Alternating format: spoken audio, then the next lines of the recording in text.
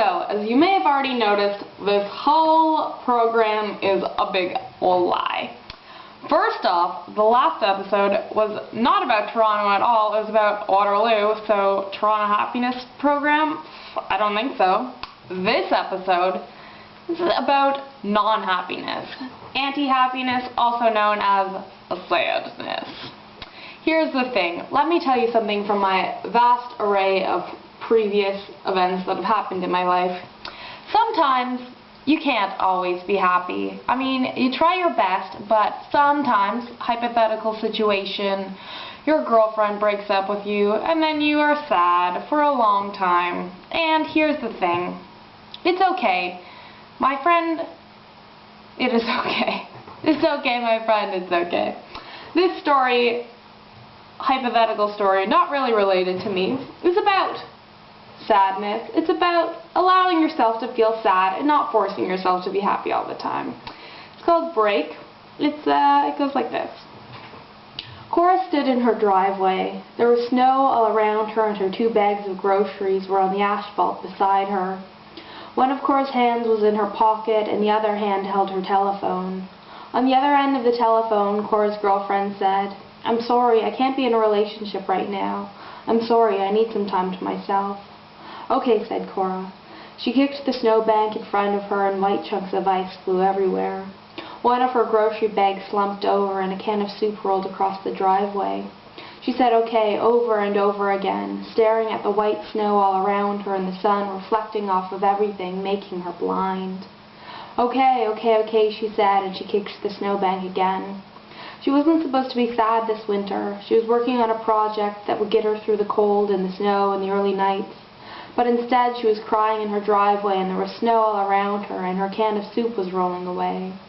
The winter she'd been trying to deny for months was now seeping into her, road salt clogging her veins, and her heart slicked over with slush. "Okay, okay, okay," she said, even though she'd already hung up. She held her phone out in front of her, her ungloved hand impotent and small against the white all around her in every direction. And a week later, it was still winter, and Cora hated everything she'd once loved. The Ossington, the communist daughter, and the broken social scene sweater her girlfriend always used to steal.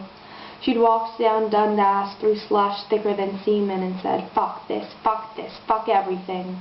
She walked the same speed as a garbage truck, and it was loud, and she was tired, and the only thing she'd had to eat that day was a can of kidney beans with sriracha on top.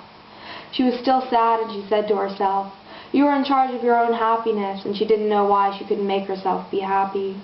And when she got to her neighborhood, no one had shoveled their sidewalks, and she said, fuck this, fuck everything, and she walked in the very center of the street. This wasn't the first time she'd walked down the middle of this street.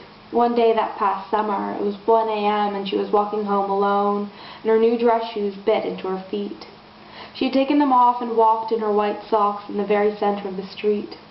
She had felt sadness then too, soft loneliness, and the general ache of being as the bottom of her socks went from white to gray and from gray to black. The stars were gold coins that would never be collected, and the houses were faces with their eyes closed.